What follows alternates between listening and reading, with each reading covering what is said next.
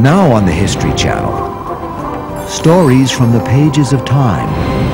Stories of triumph and tragedy, adventure and achievement, as we go in search of history. At the end of World War II, millions of shattered war victims were left homeless, particularly Jews. Thousands were living in displaced person camps scattered throughout Germany. They were more or less concentration camps without the Germans.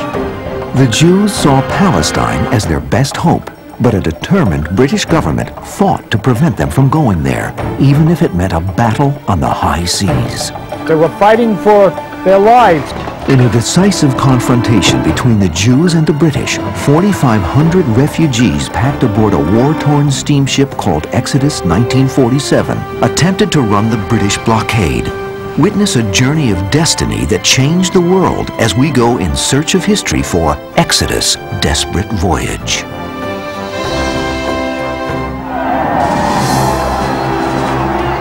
May 8th, 1945. Allies around the world celebrate the defeat of Nazi Germany. Although the war is officially over, its victims linger.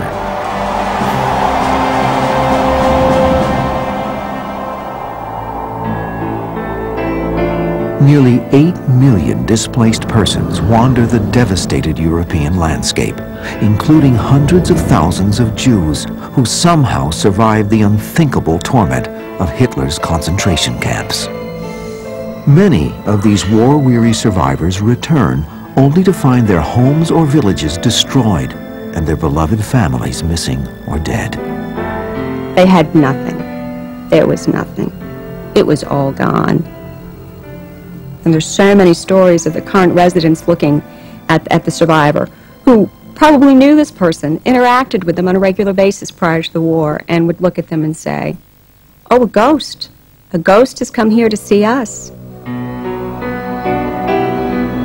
Thousands of these human apparitions end up in displaced person or DP camps located throughout Germany. They were more or less concentration camps without the Germans. They had to put them someplace. These camps were pretty rough, and they were absolutely overwhelmed.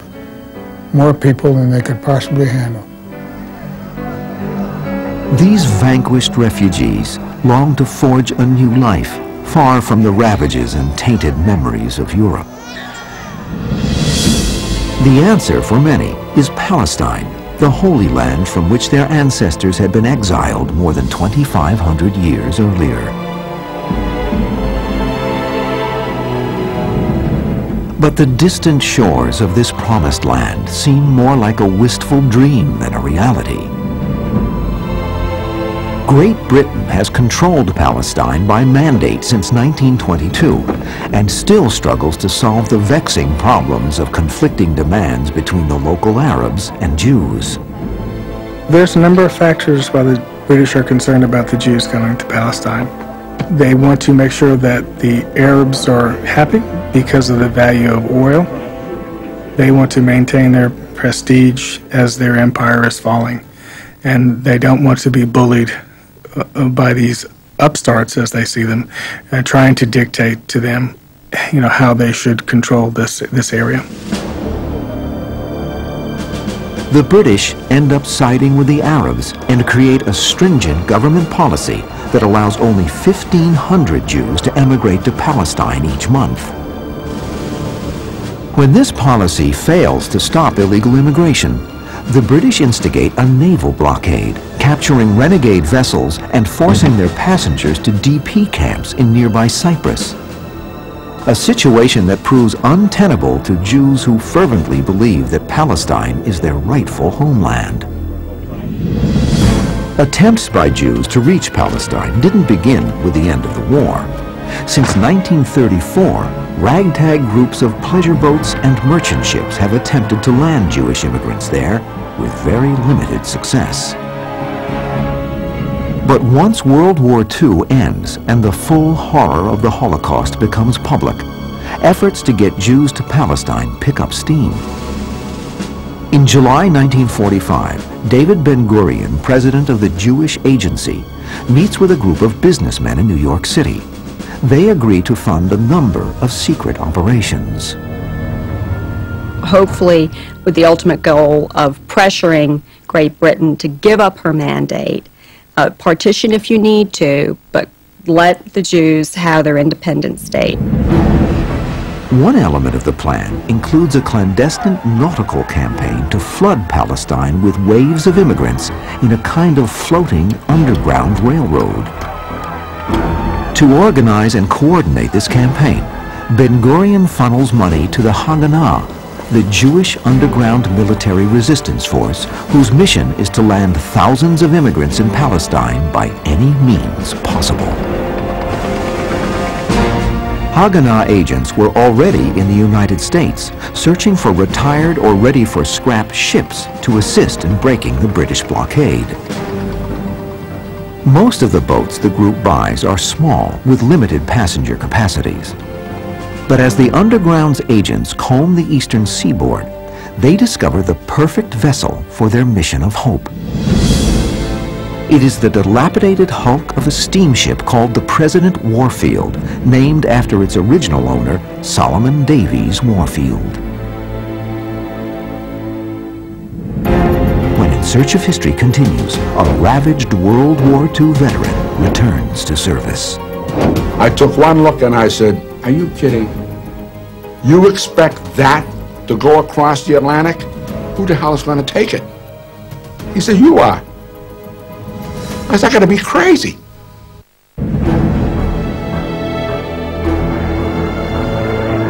Following World War II, a variety of international organizations battled passionately to land Jewish immigrants in Palestine, fighting the steely determination of a British blockade.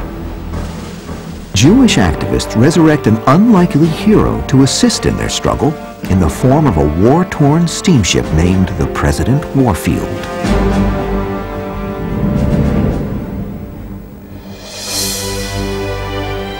Christened in 1928, the flagship steamer of the Old Bay Line began life in a most elegant way.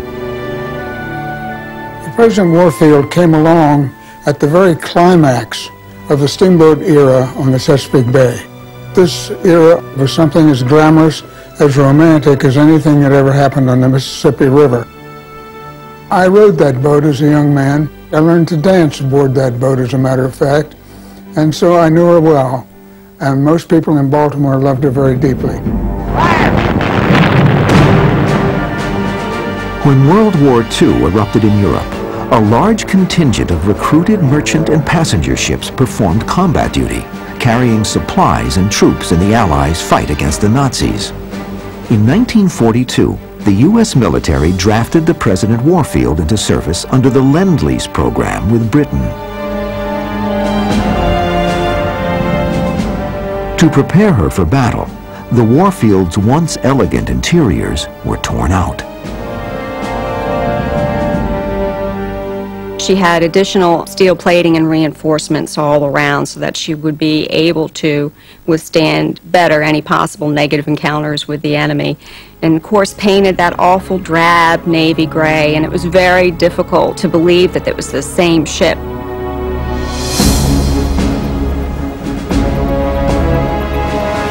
Sailing through the treacherous North Atlantic, dreaded German submarine wolf packs attacked the President Warfield's convoy.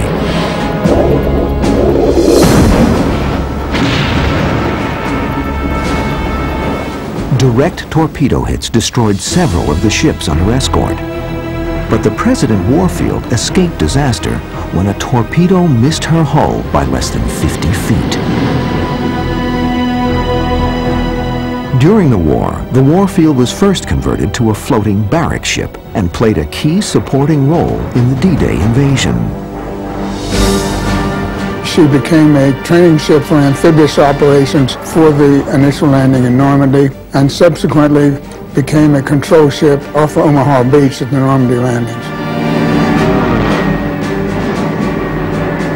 She was taken under attack nightly almost by Nazi planes flying over.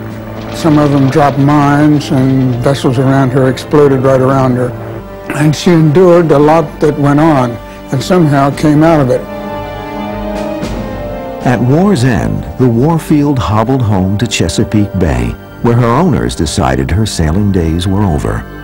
The once proud Belle of the Bay was sold for scrap for $8,028.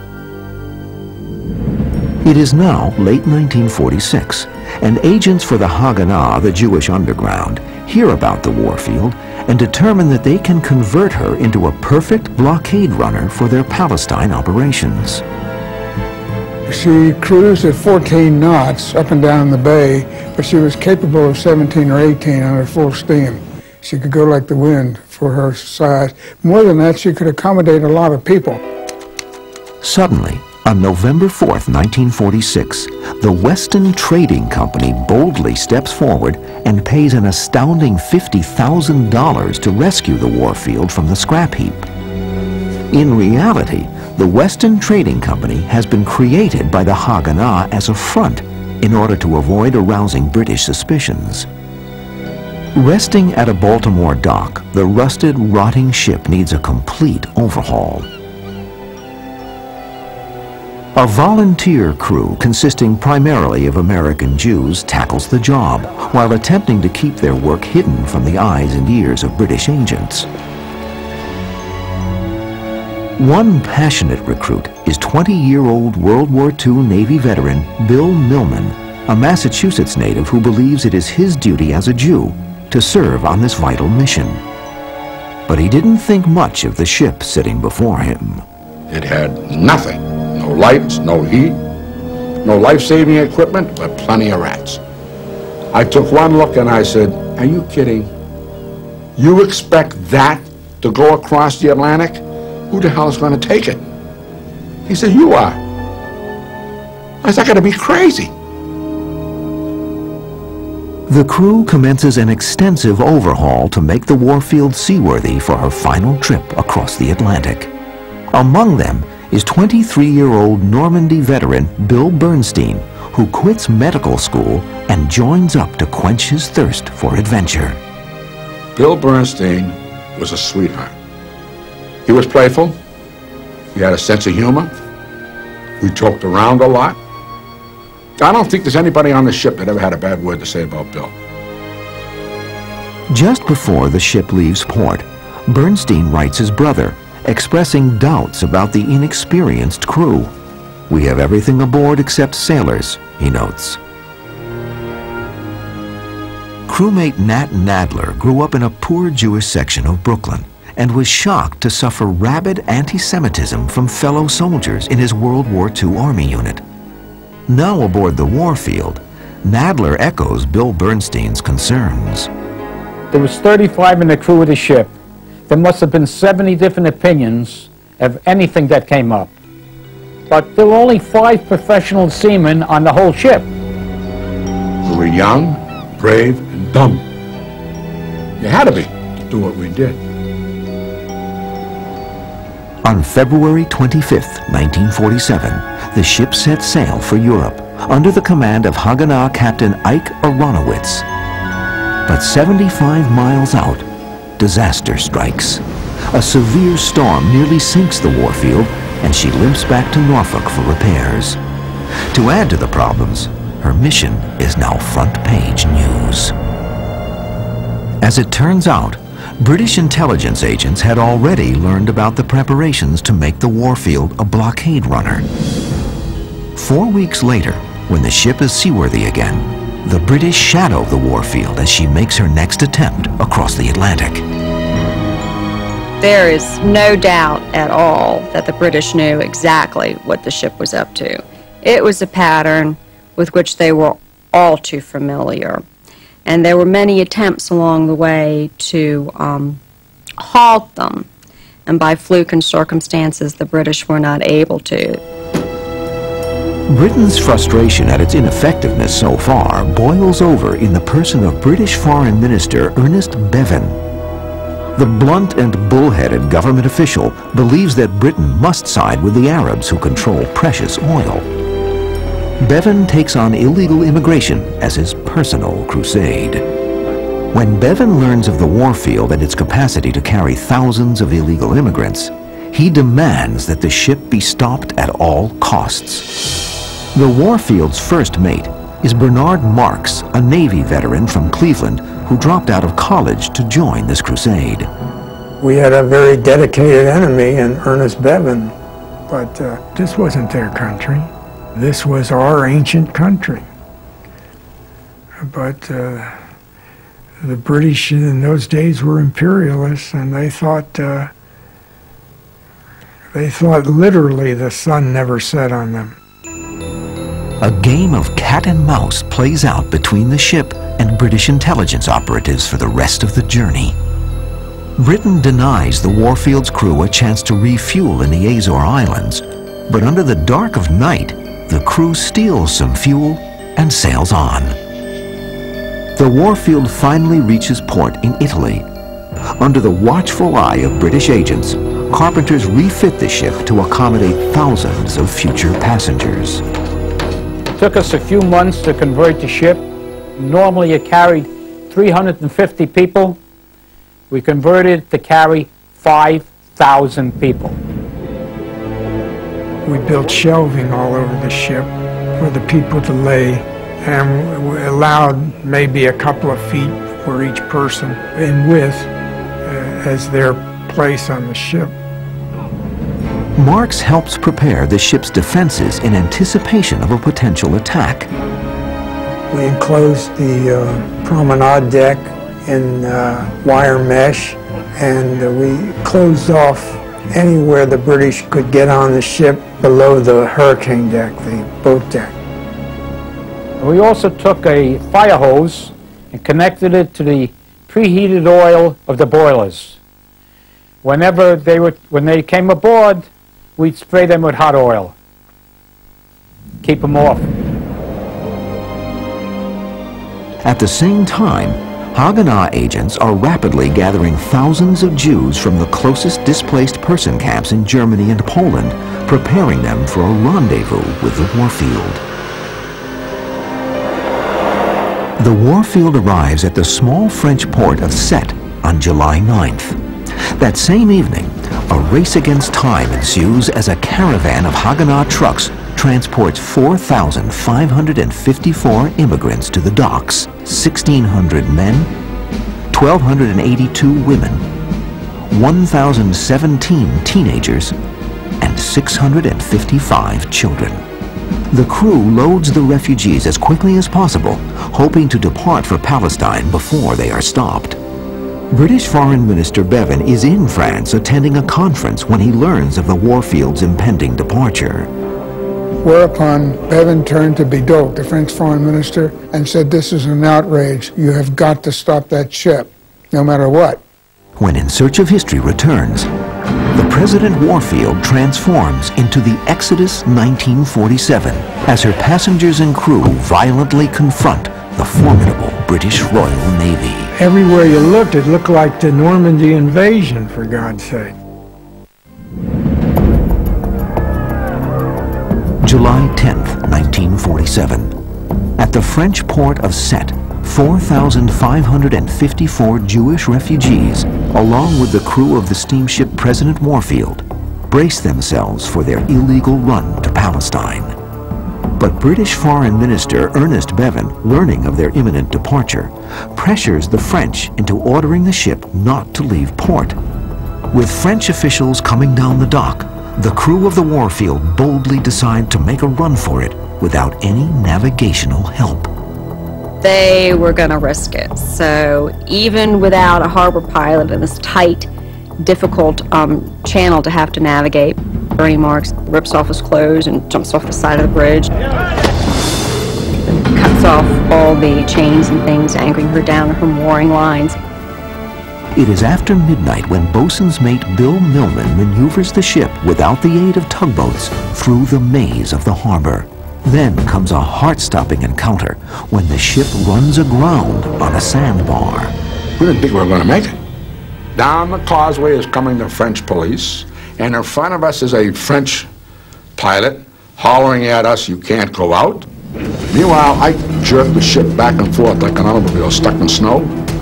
We got free. And I went left, I went right, and finally we got out.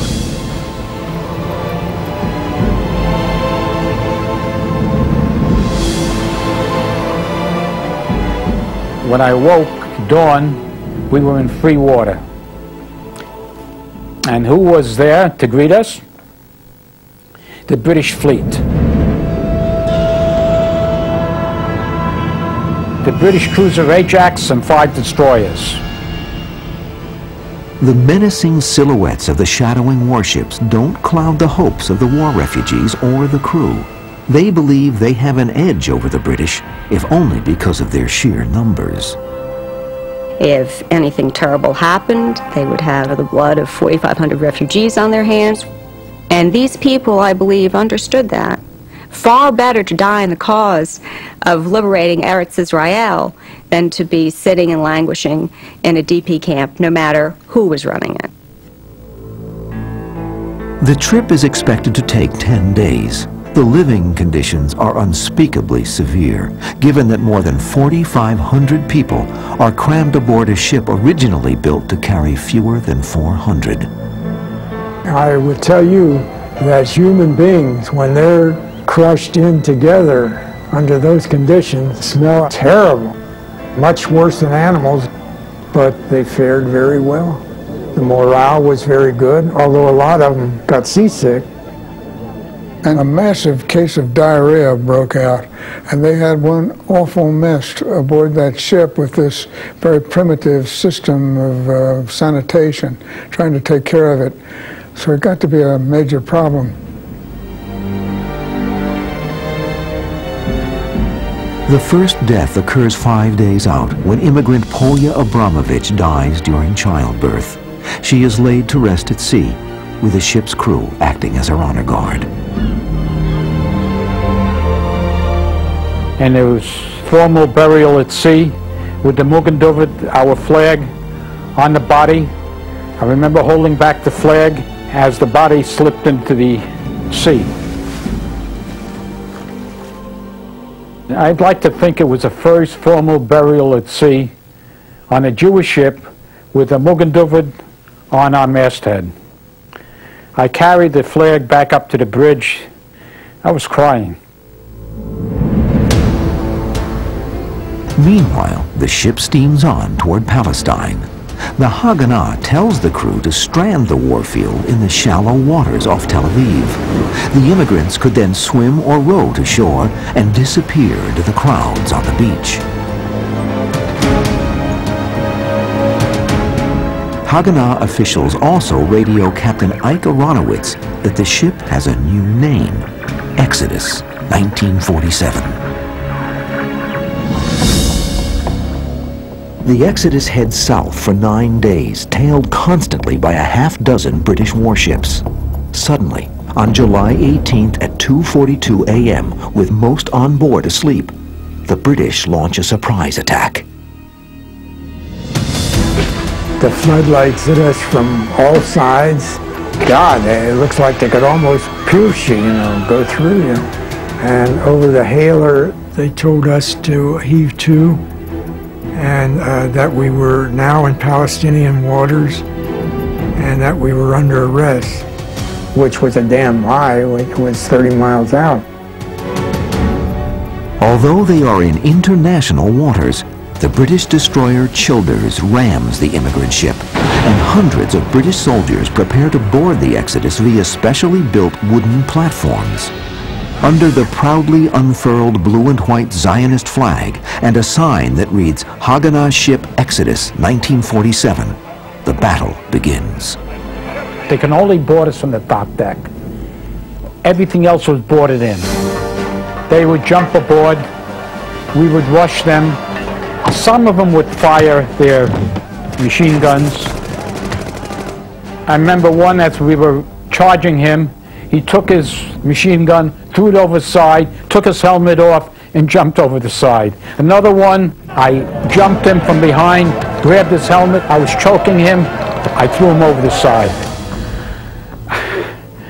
I really came into my own. I was battling, and I was battling for our people.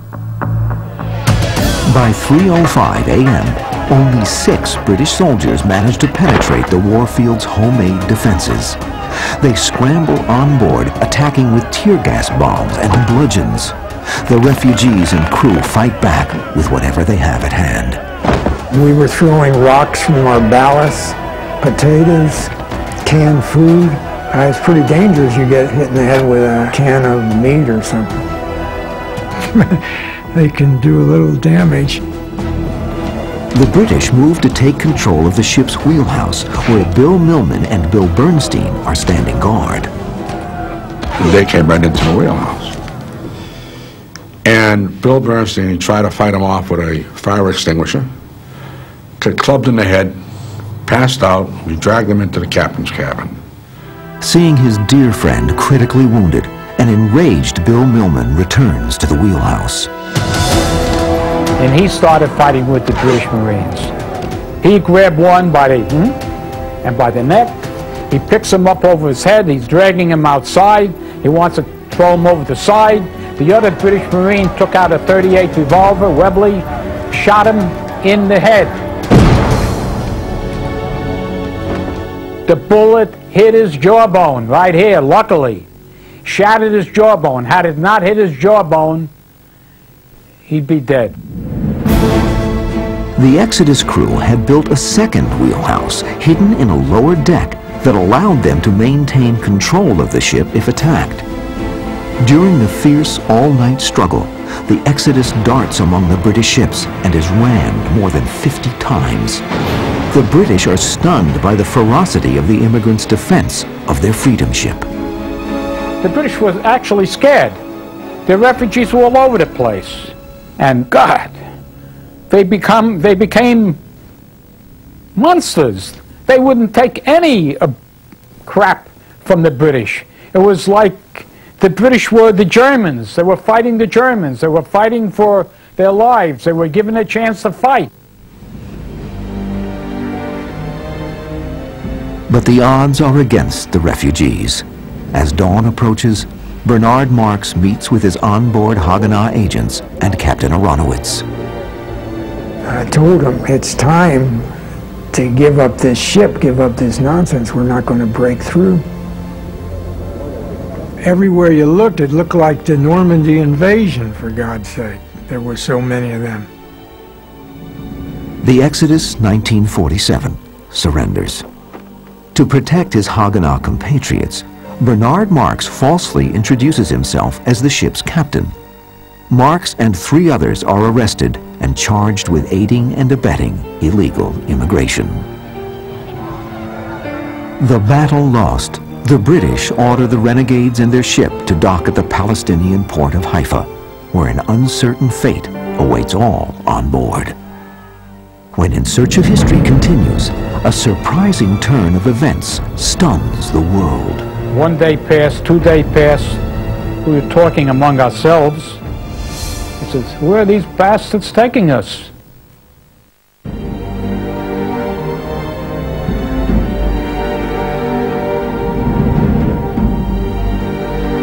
After a bloody and intense all-night battle, the immigrants and crew of blockade-running ship Exodus 1947 surrendered to the British on the morning of July 18th, 1947. Although the British claim they used minimal force, 120 passengers are wounded and 3 die in the struggle, including Hirsch Yakobovich, a 15-year-old orphan. As the British escort the Exodus 1947 into Palestine's port of Haifa, the 4,500 immigrants on board defiantly sing the Hatikvah, the Hebrew hymn of hope.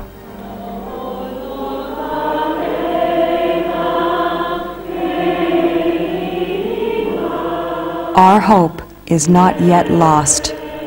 The hope of 2,000 years to be a free people in our own land, in the land of Zion and Jerusalem. The wounded are taken to local hospitals, including First Mate Bill Bernstein, who suffers from a devastating head injury. I was in the ambulance going towards the government hospital when Bill Bernstein died in the ambulance. I heard him take his last breath. He was right under me.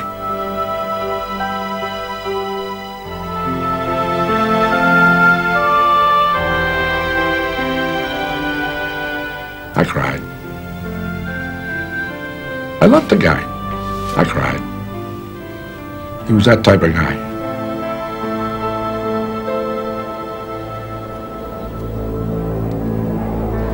The remaining immigrants are allowed only a few moments to stand on the cherished soil of their promised land before they are sprayed with DDT and prepared to be shipped away from Palestine. Of course, the British, being so very sensitive, when the first thing you do is separate the men and the women. Well, what does that remind us of?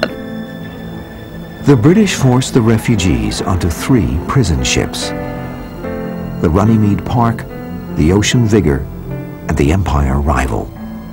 The standard pattern had been there before. If you were put on a prison ship, it meant that you were going to Cyprus.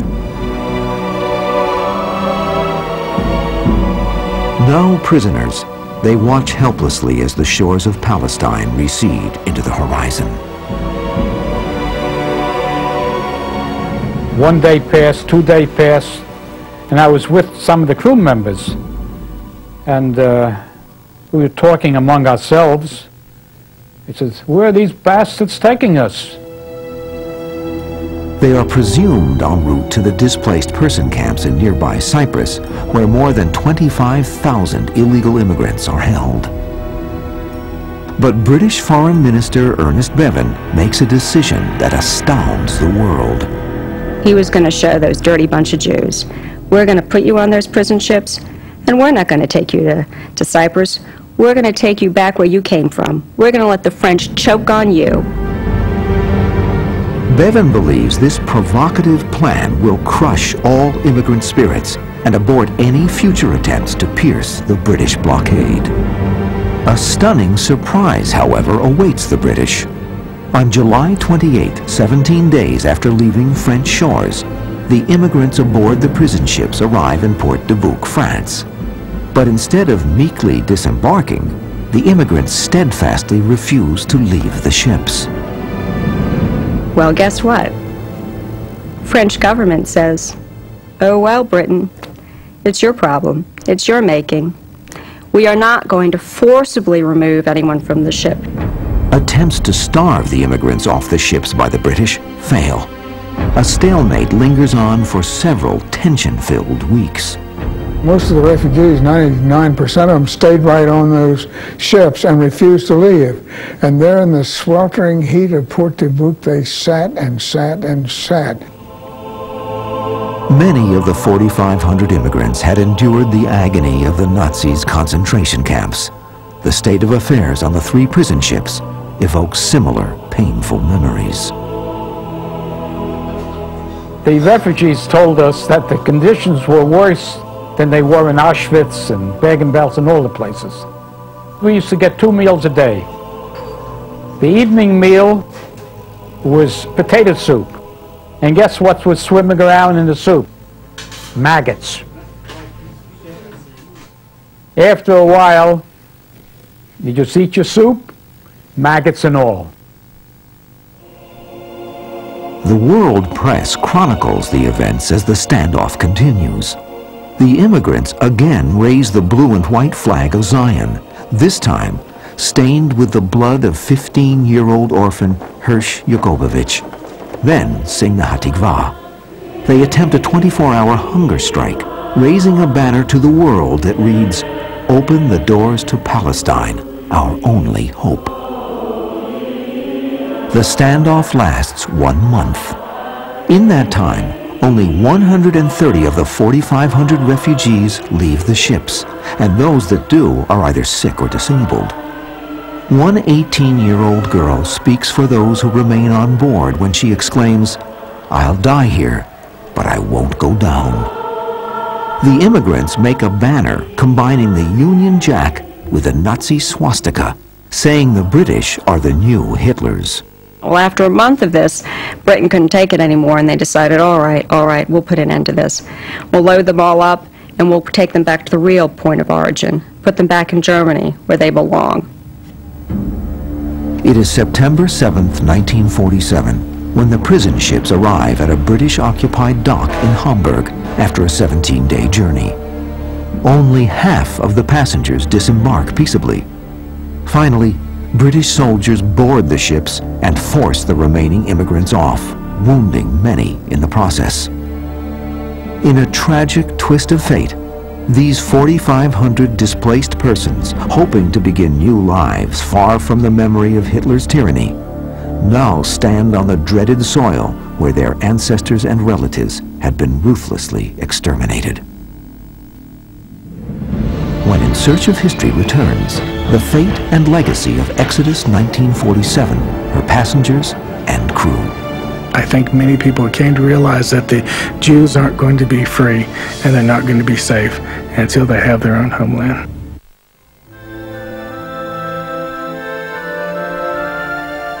"4,500 Jewish refugees who aspired to travel to Palestine on the Exodus 1947 are forced to return to Germany. People were put aboard freight trains and cattle cars, literally, and taken back to displaced persons camps, which were no better than before, if anything a little worse, and dumped back in where they were beforehand. The British send them to camps near Poppendorf, 15 miles from Hamburg. One prevailing mood casts a pall over the refugees. Depression. These people were survivors of the death camps. They only want to go to Palestine and live out their lives, raise children, have families. And here they were being taken back to the death camps.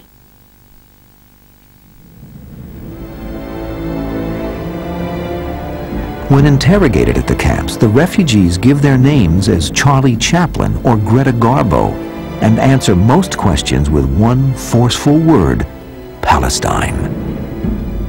Although the British have won this particular battle, they are rapidly losing the public relations war.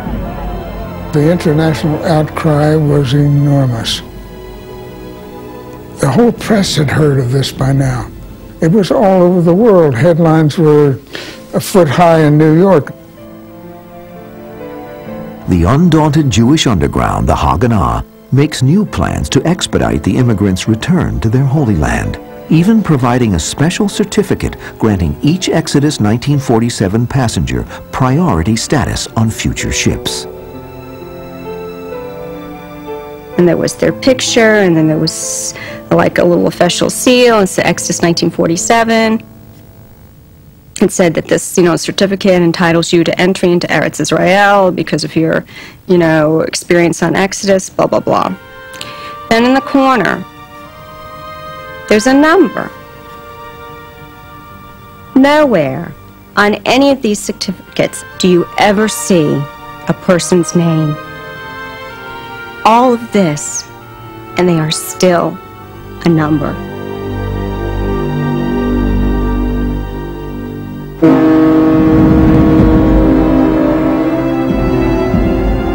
The Haganah gathers another group of ships to help land the Exodus 1947 refugees, along with thousands of others, onto the shores of Palestine. Their passionate efforts, along with the world-renowned actions of the refugees of Exodus 1947, ultimately pay off. Because of the way the Exodus was handled, I think many people came to realize that the Jews aren't going to be free and they're not going to be safe until they have their own homeland. On November 29, 1947, the United Nations General Assembly votes to partition Palestine, creating independent Arab and Jewish states. Jerusalem, the capital, is to be held in trusteeship by the UN. By now, many of the immigrants from the Exodus 1947 have already traveled from their displaced person camps and successfully beaten the British blockade. They are in their beloved homeland when the Republic of Israel is born on May 15, 1948.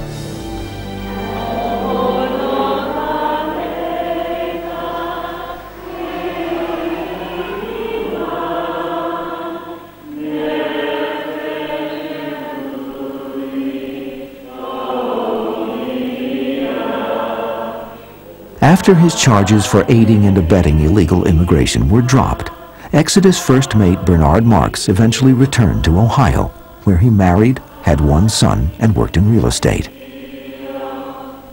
Bill Millman went into business as an interior decorator in Florida, where he lived with his wife and 2 children. Nat Nadler returned to the New York area, where he married, raised 2 sons, and worked as an electronics technician.